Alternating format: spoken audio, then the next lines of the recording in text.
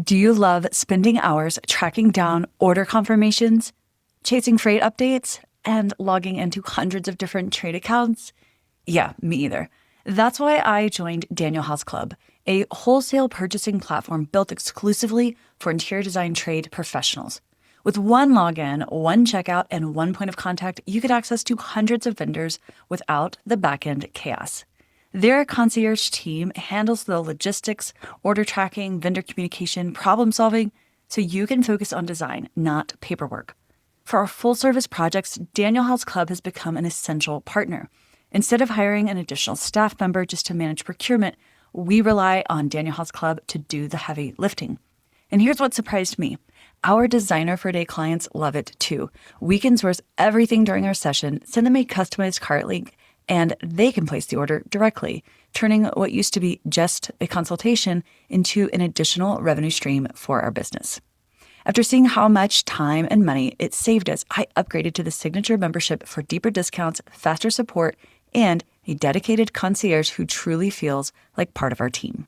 I love partnering with Daniel House Club because their mission aligns so closely with ours at Designers Oasis, helping interior designers run smarter, more profitable businesses.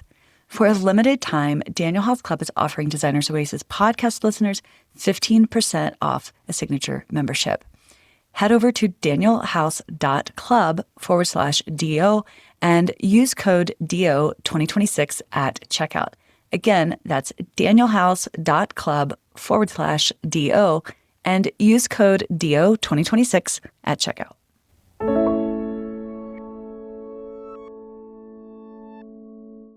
If we can redefine creativity as, this something that gives us joy, we're doing it simply for the sake of doing it.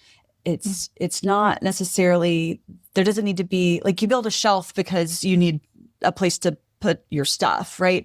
But doing something purely for the sake of creating, it's challenging to those of us who want to just get the laundry done and have the kids to their sports and check the boxes. And so when I think about overall wellness and health, that is something that fits in there.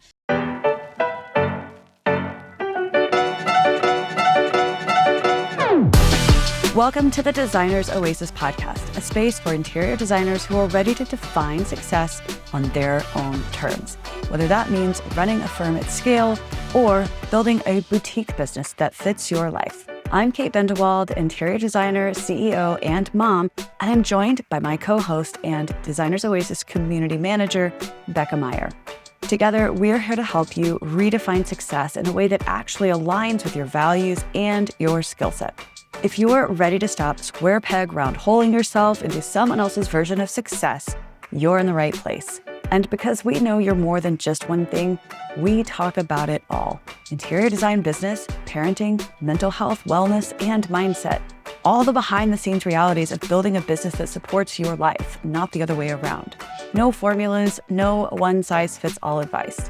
Just honest conversations, thoughtful perspective shifts, and practical guidance to help you build your business that feels sustainable and truly yours. Thanks for being here.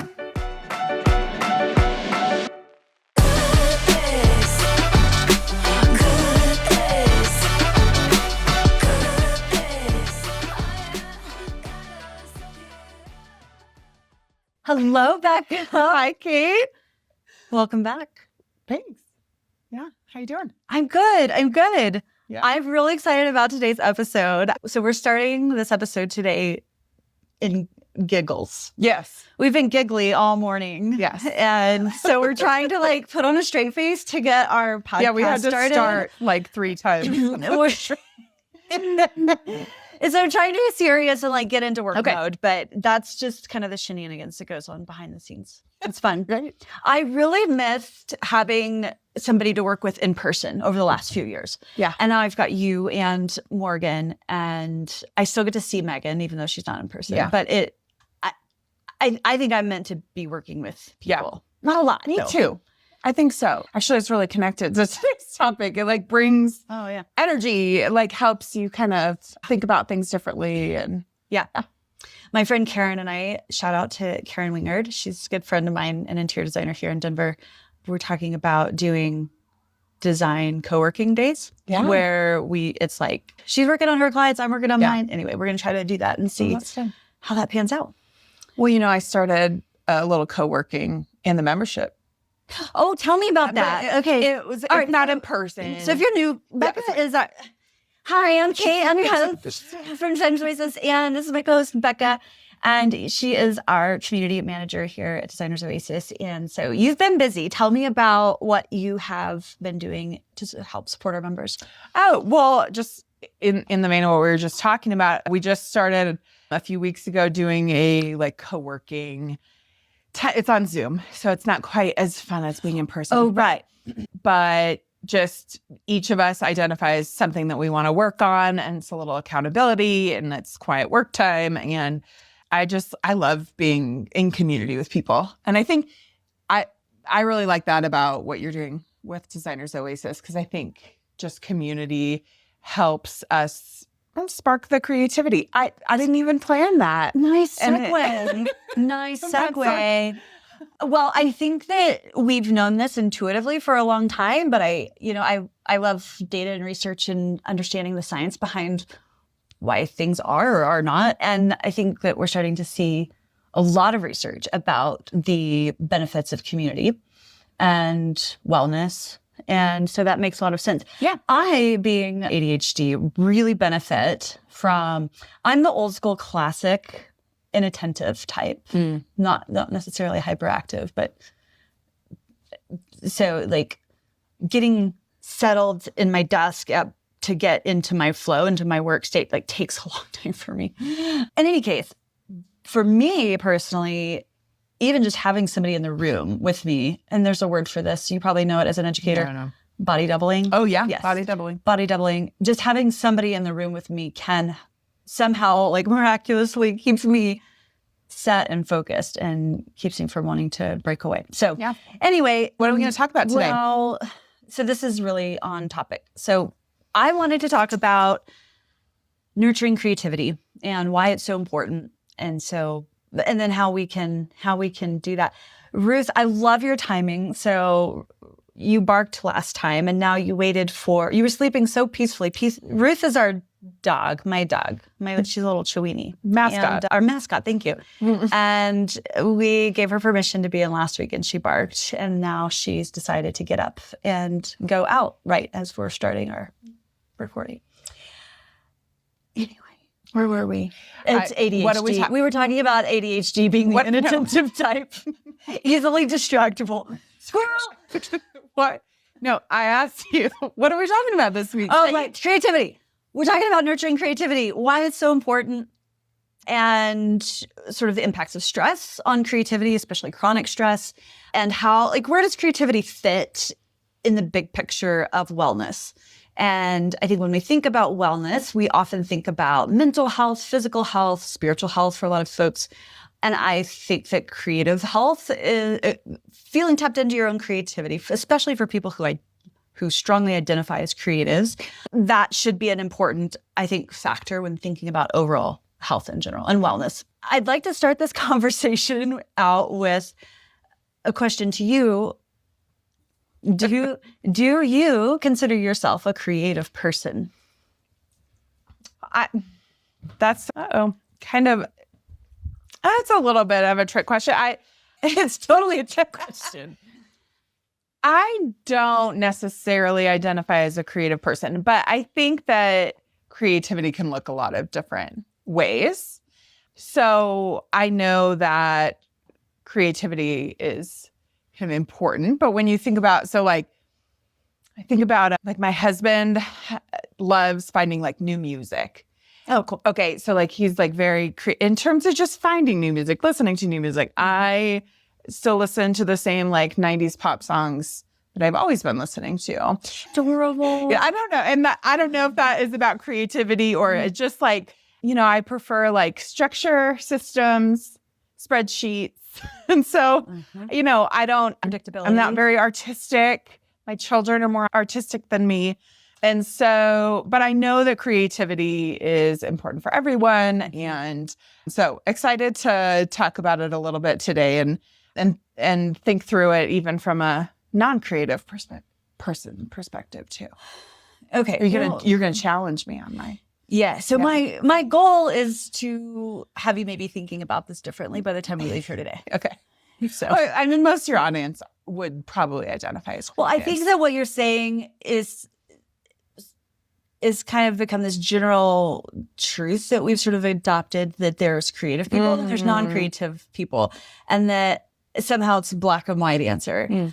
And I think it really depends on how we define what is creativity. Yeah. And I think if we are talking about the same definition, the way I define it, it's everybody has or is inherently creative, and that's something that nobody can take away from you or doesn't not exist. Yeah, it doesn't exist or not exist. It's there. It's sort of like how much you're tapped into it. And my personal definition of creativity is simply just making connections to things that nobody else has quite seen before. Maybe you have a new way of connecting things, because there's really nothing new in the world, right? At this point, in my opinion. Yeah. That's for another podcast. But anyway, the idea that it's always there. Sometimes it's stagnant and it needs to get kind of uncrusted and moved around and warmed up. Okay. If you're just listening and you're joining midway to this conversation, you'll be like, what are they talking about? All right. Well, I mean, I'm getting off on a tangent. This is a very creative outlet. This is outside of my box. Yeah. What we're doing right now. Exactly. Okay, my sister-in-law, who has said to me before, she doesn't identify as somebody that considers herself very creative, and yet she sends us these pictures of these like giant homemade croissants that she makes, and she I'm pretty sure she grinds her own grains, like that kind of level of baker. You can't tell me that's not creative. Yeah. So I think it is in how we define it, but I think creativity involves a sense of novelty and a sense of doing something that sort of strays from the straight line. And being a numbers person, I can see how that could challenge the way your brain likes for things to be neatly slotted together. So anyway, so my first, I think we wanted to start, we've already gotten there, is why is nurturing creativity so important? And I think that we can think about creativity as not only being something that supports you with your client work and doing design work, but also helping you solve business problems as well. Yeah.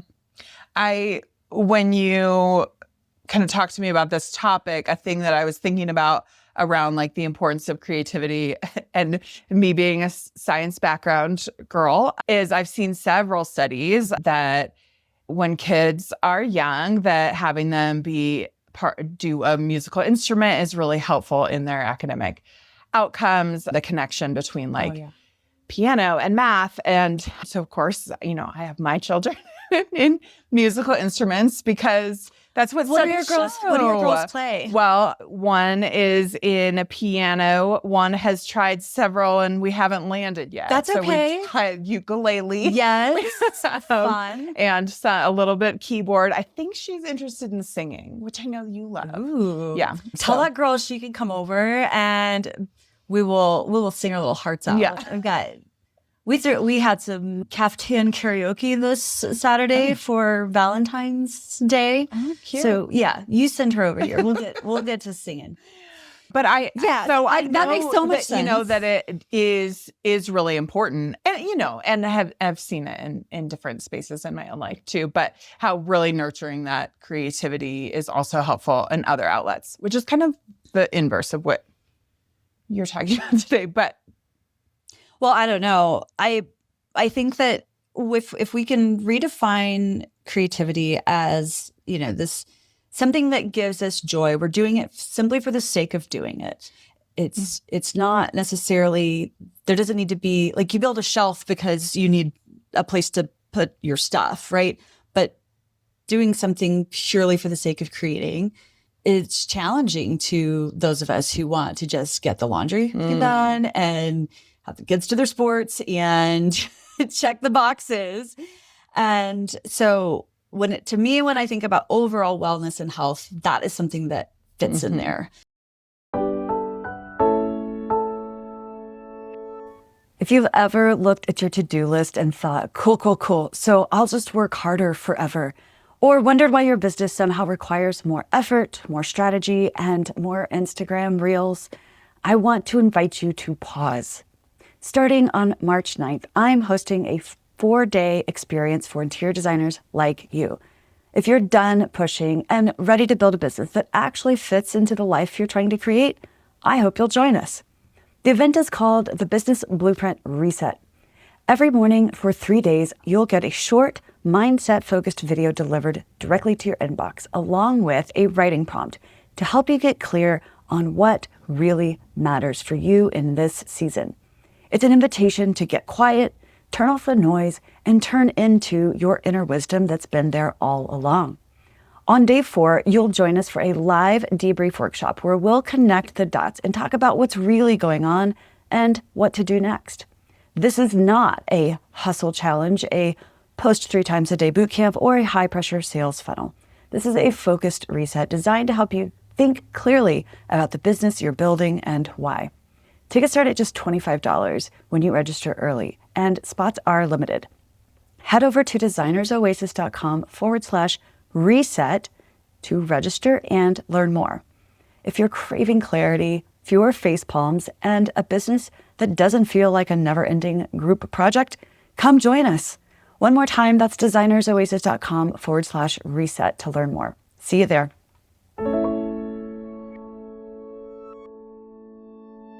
Anybody who's been listening to the podcast for a number of years will remember the health journey that I've been on and how it started out with, I've talked about this a lot. It started out as a desire to improve my relationship with sleep, which was a really unhealthy relationship with sleep. And then that morphed into going alcohol free. And that was 2 years ago now. Congrats. Thanks. Yeah, it's been really great. And the experience that I've had going without alcohol, and then it turned into, taking care of hormonal health and all those things. And it's like, oh, wow, I'm really starting to see the connection between the healthier I feel, the more creative I feel. And that allows me to show up as a better interior designer, hopefully a better business owner, and a better leader. And so I'm just really curious to start talking about how we can nurture that so that it can help us be better business owners and designers and humans. I have one more anecdote to share. Please tell me all the stories. I'm here for. Well, I had a therapist once. We were kind of working on how my entire life was really my job for quite a while. And so we were really working on some strategies to... Meaning that your career was your primary identifier. That's right. And just a lot of my time, my thinking energy, my emotional capacity was like wrapped up in my career.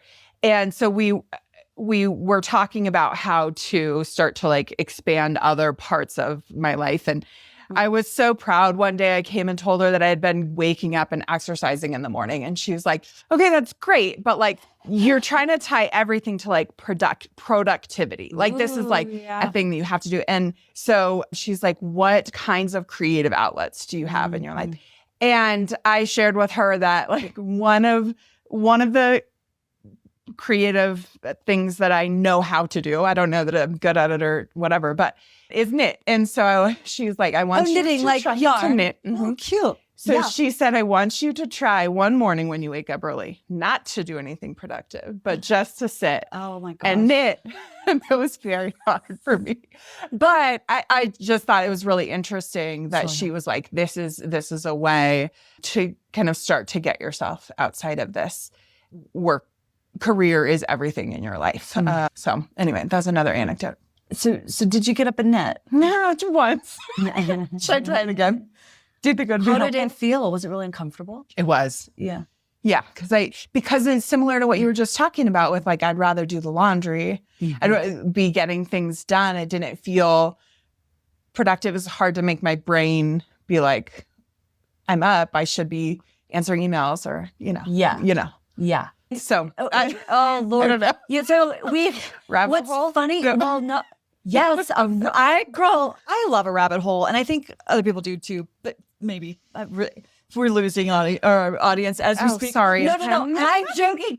What I was going to say, though, is that I think that we sat down to talk about something that maybe felt a little bit light at first. And all of a sudden I'm realizing just how deep this topic really could get. Because I think that we can tie creativity to spirituality, our connection to God, source, whatever you call God, if that's even in your vocabulary. It can get into that. And I certainly feel that way for myself, but I can't speak for others. So it's a big whole can of worms, but I love talking about it. But so I do think you should try it again. Yeah, I would love, or something. Do you ever meditate? I'll knit you a scarf. Then it feels too productive. It's just for the sake of creating. I know. Yeah. It's so funny. But I think it's good. I mean, obviously, I was just trying to make another connection to like why it is so important to like nurture that creativity. Yes. Yeah. Absolutely. Curious, if you don't mind me asking, was this before or after you made the transition away from before? Servant preparation, or as you were debating, as I was making decisions on whether or not to leave that career. Yeah, it's a big choice. I'm glad you had somebody to talk that through with, right? Because so often we don't. But so we've established that we need to maybe reconsider our definition of creativity. And the way I personally have come about it is it brings you joy. It is making something just for the sake of making something. That it doesn't involve maybe necessarily an outcome, a productive outcome that you can check a box off of. You know, artists aren't over there checking off like, I made a new piece of art today. Maybe they are. and that there's a sense of novelty, I think, involved. Yeah. There's something that sort of strays from the everyday stuff. So if we start from there and then we talk about how what I've started to notice, this is totally a personal anecdote, but I'm starting to read more about it and I'm getting interested in it, is this connection between overall wellness. And I'm going to come back to the impact of stress on creativity because I want to first talk about this relationship between your overall wellness and creativity. And my own personal anecdote is that as I've improved my health over the last 3 years, I've seen an increase in creativity for myself. So this is more the desire to do those things on a whim just because, or feeling like I was able to creatively solve a problem with work or whatever. And it feels like it comes more naturally. So one of the things that I've been learning a lot about is the nervous system. And so we have our nervous system, then we have the parasympathetic nervous system and the sympathetic nervous system. I am not an expert on these things, but what I can briefly tell you is that the parasympathetic nervous system is when you're in rest and digest. Okay. And that's when your body can heal and recover and restore. And we want to be in parasympathetic state most of the time. Sympathetic nervous system is really fight or flight. So this is what we need to help keep us safe and alive, but we often have overactive nervous systems just from stressors in life. You know, we weren't meant to live in sort of these urban environments. And so the lights, the buzzers, the sounds, they go into this when we talk about neuroaesthetics, but not to stray too far there.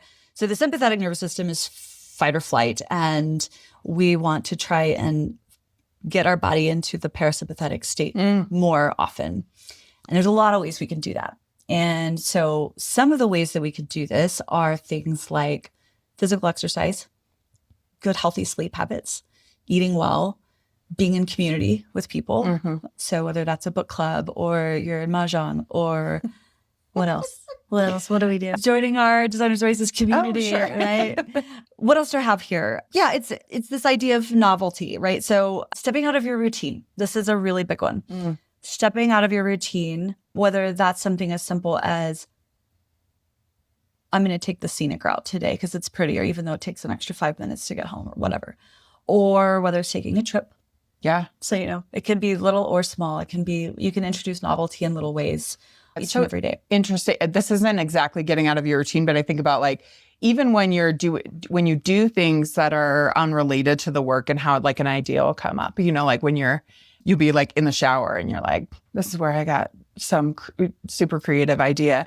But I do think that like it triggers your mind in a different way when you are doing something different. I love that like taking a different route.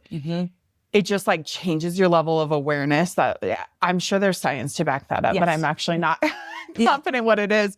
But yeah, I think about like working from a new coffee shop and just how that the kind of different surroundings just like sparks something new for you. Yeah, you know? 100%.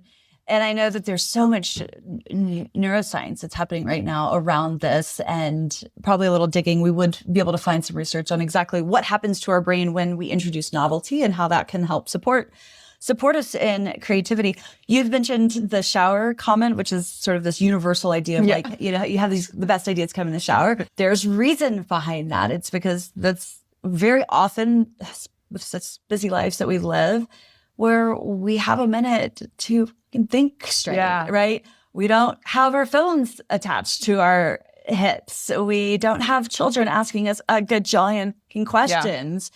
We are not staring at email, right? We just have a minute to be quiet, which is, oh my gosh, you are getting right to the heart of what I'm so excited, what we're gearing up for, which we're going to talk about in a little bit, but we've got a spring reset that is starting in March.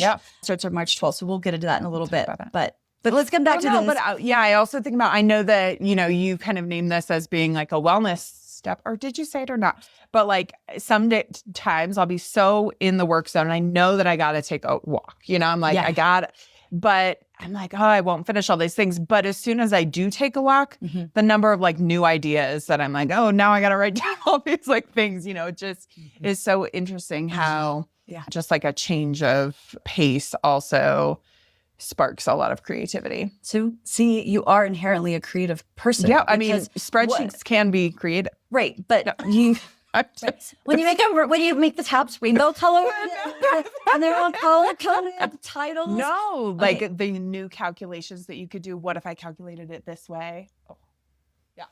Sorry. Tell me. You know, this is how we had love at first sight since we met in a park, and I heard her talk about her love of spreadsheets, and I knew it was like, come to mama, let's talk.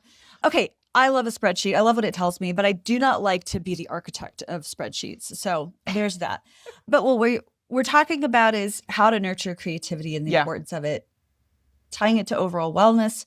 And you talked about getting out of routine. Yeah. Right. So just wanted to make sure I wrap up the list that I sort of had in my head about the different ways we can combat stress. Well, we really didn't get into the stress component. So we now know through a lot of research that stress in our body creates a cascade of hormones that can impact your overall well-being, your mood, your ability to get good sleep, your ability to regulate your body temperature. All of these things can be affected by stress. And stress, there's like chronic stress, which is like kind of how I felt a little bit lately.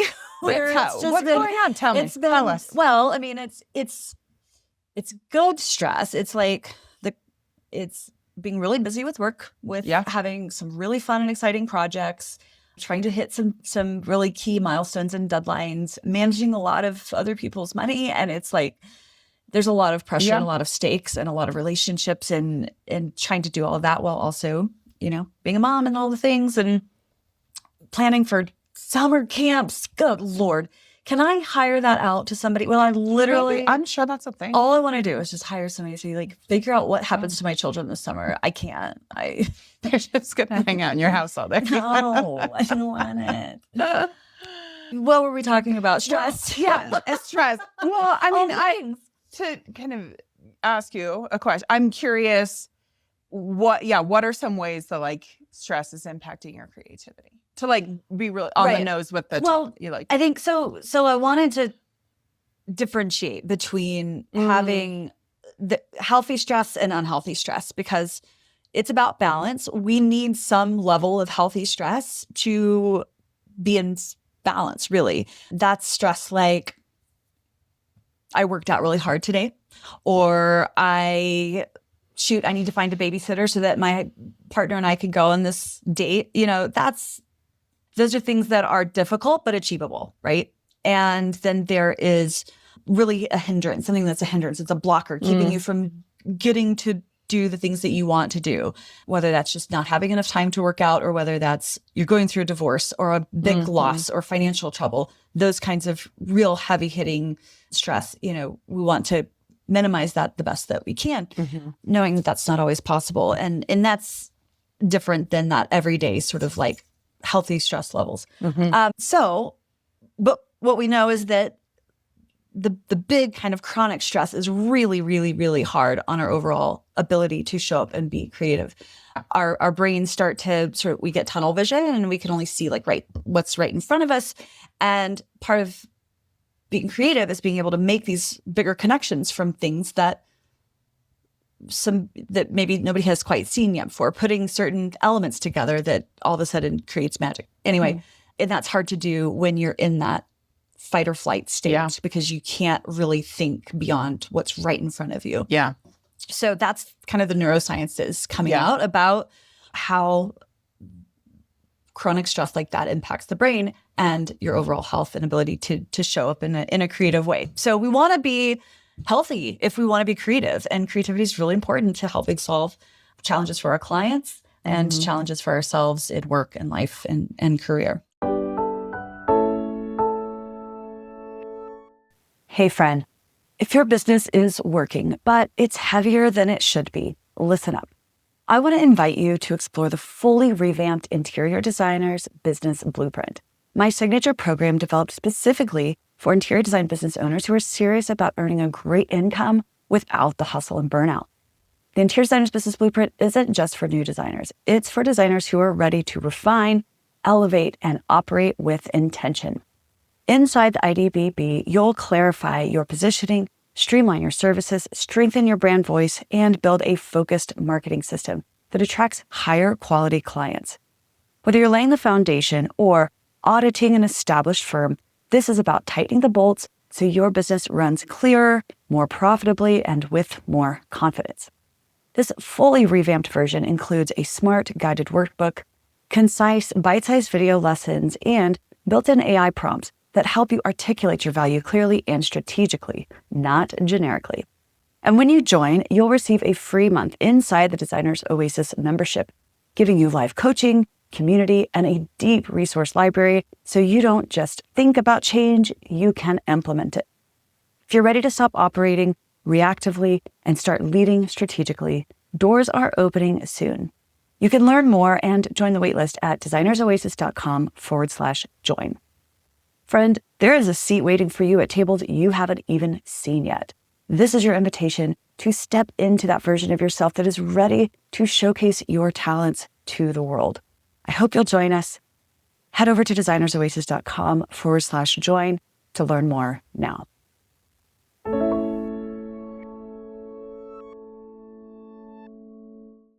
So, just back to those, what can we do to, knowing that stress is inevitable, right? We do not live in a bubble where we're not going to experience stress. I mean, you cannot turn on the news and expect to live in a world without stress. Yeah. And that's just the world we live in, but how can we manage it in a healthy way? Yeah. And so I think we talked a lot about this. We talked about sleep. We talked about healthy exercise. I just love to stretch. Just stretch, just lay on the floor and stretch my body. And that's great. I mean, even earlier you were like, I just need to stand while we talk. Yeah, standing and talking, walking, all of that. Limiting alcohol. Alcohol really takes a major toll on your body's stress responders. And if you go back, I don't know the episode number, but we will put it in the show notes, back to my episode on my decision to cut alcohol from my life. It's for a month, and I did it for dry January of last year, I want to say. So it's been about 2 years. And it just continued, and it's been a really great life choice for me personally. But because there's a relationship between alcohol and stress, then there becomes this relationship, the way I see it, between creativity as well. Yeah. So if you've been sober curious, and I don't really use the word sober, I use the word alcohol free. Because I live in Colorado. I think they call that California sober. Yeah. But in my case, Colorado sober. Yeah. Okay. Yeah. So anywho, what else? Meditation. Meditation was like something I shunned and like turned away from for so long. I was like, not me. I'd rather have an extra hole in my head. This thought of sitting and being still and quiet sounded like pure torture. And I love it now.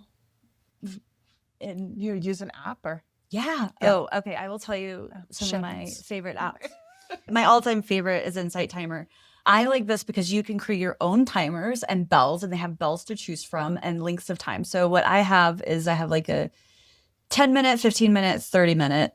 I have a 60-minute one, but I've never used it. I've never done a 60-minute sit. Yeah. But the first bell is one sound, and then there's one bell in every interval and you can choose the intervals, and I chose 1 minute. So there's a bell every minute with a different sound, and then the end bell has its own sound. So you sort of know when you're tracking, but there's something about the bells bringing you back to center and helps, because thoughts come and go, and that's okay. We don't want to judge them. We just want them to keep on moving and then come back to center. And those bells really help with that centering for me personally. Yeah. So I like that. And I like the Insight Timer, but they also have guided meditations, sleep stories, all that. They have it's really just morphed into a wellness app. So I really like that one. Yeah. I use my Aura ring. So I wear the Aura ring, and I use that to track my sort of physical health and stats. So that's been fun. My readiness factor. Oh, yes. Well, you will know because I just vented to you before the show about what a stressful day I had yesterday. And so naturally, my sleep is at 59%. So terrible night of sleep. And my readiness factor is 69. That's not good. Not good at all. Here we are. So what this recording tells me, anyway. Yeah, I know. Well, c'est la vie, right? Wait, that's the wrong thing. Life goes on. So, somebody don't judge. Okay. Anyway, so that's been a really fun tool to use to sort of help with that. And then another one I like is the tapping solution, which is a really great tapping solution. Okay. So there's really short. So if you're at all familiar with tapping, it's, I'm going to butcher this if I try to describe it, I think. But it's where you take two fingers and you're tapping on these different tapping points, and then you're saying out loud certain things, and they do guided tapping. So maybe you're having like a really terrible day, but you're wanting to turn the day around.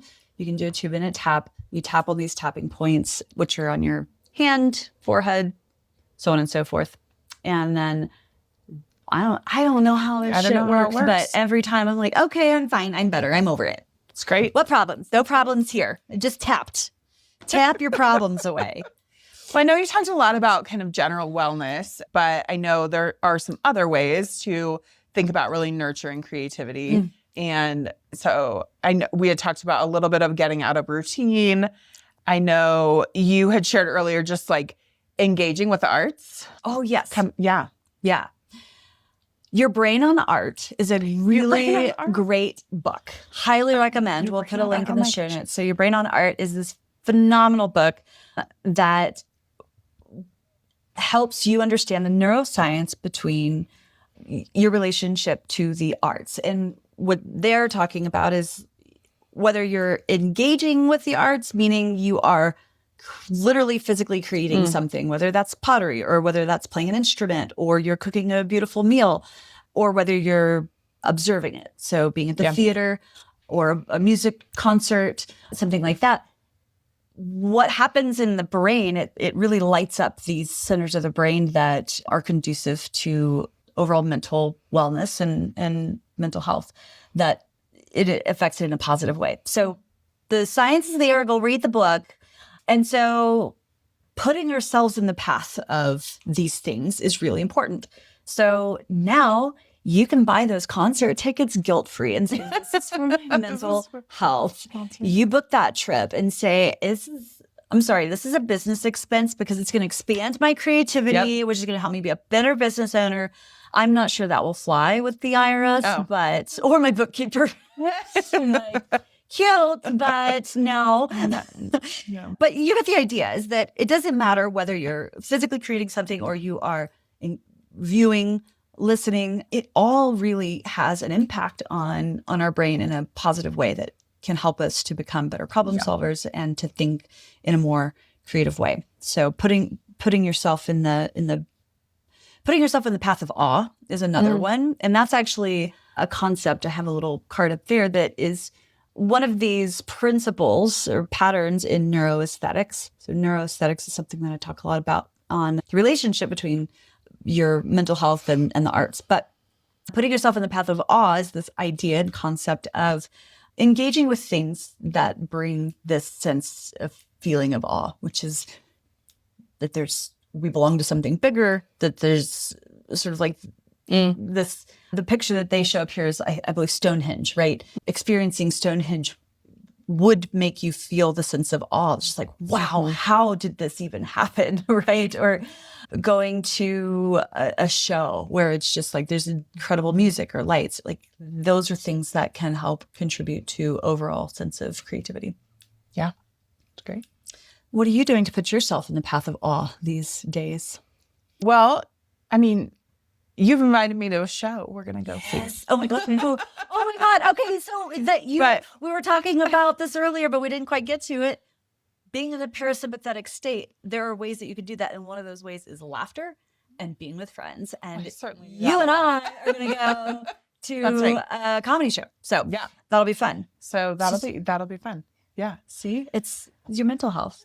You don't need to go to that. You didn't hear that here. Missing something at the kids' school for it. That's okay. That's okay. Go. Dad will do it. Dad can go. It'll be great. It's going to be fun. What else? Dancing, singing? Dancing and singing. I mean, we did that this weekend with our caftan karaoke. But, well, I mean, I do it daily, and get a lot of eye rolls from the children. That is the best part. Yeah, absolutely. Yeah. Very embarrassing. Good. So I'm trying to think of what else I do to put myself in the path of awe. I have to think about it more. You know?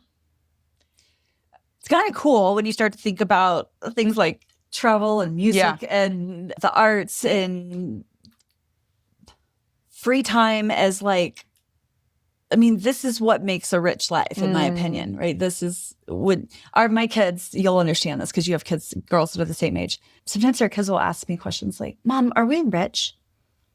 And I'm like, yes, we are very, very rich. And then I love to have that conversation about what is that?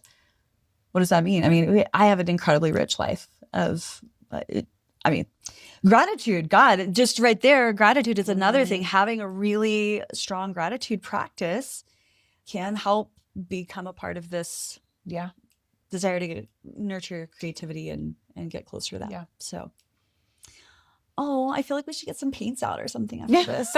Lunch break. Color by number. Oh my God, you would! You would!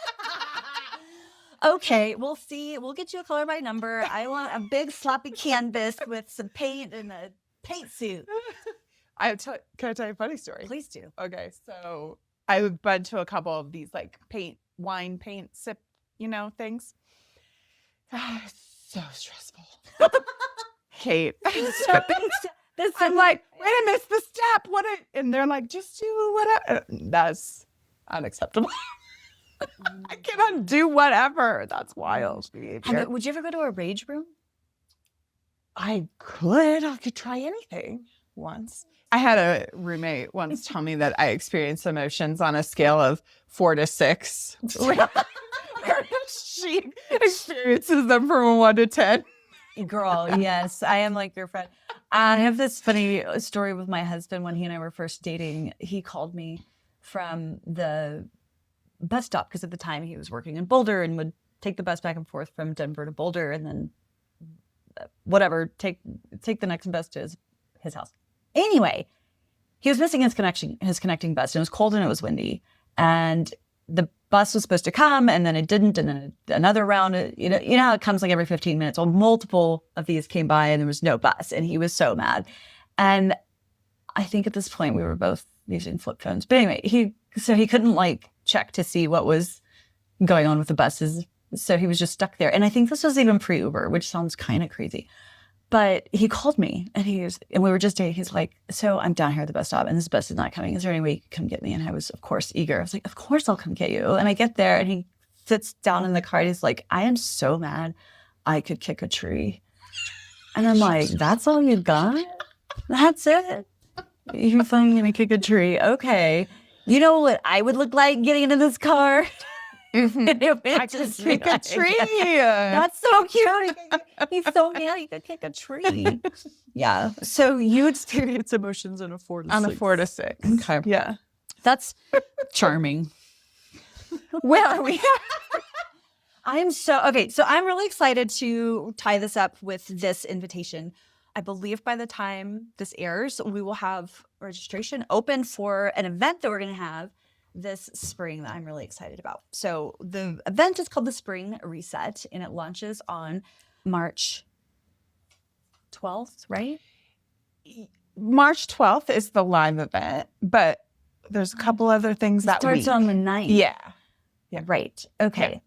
I knew this. So the reset event is really about recalibrating, and it's an invitation for you to join us. It's going to be 3 days. You're going to get a video in your inbox from me, and each day there will be a short little guided mindset question and a prompt that you are going to find some quiet time within that day to sit down and to think about these questions and these prompts.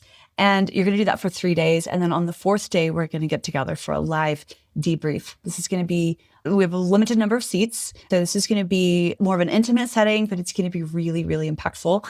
And the idea is that on, that last day, we could sort of come together and talk about what did we uncover about what are those things that might be under the surface that are keeping us maybe stuck or trapped in stress or trapped in indecision. Mm-hmm.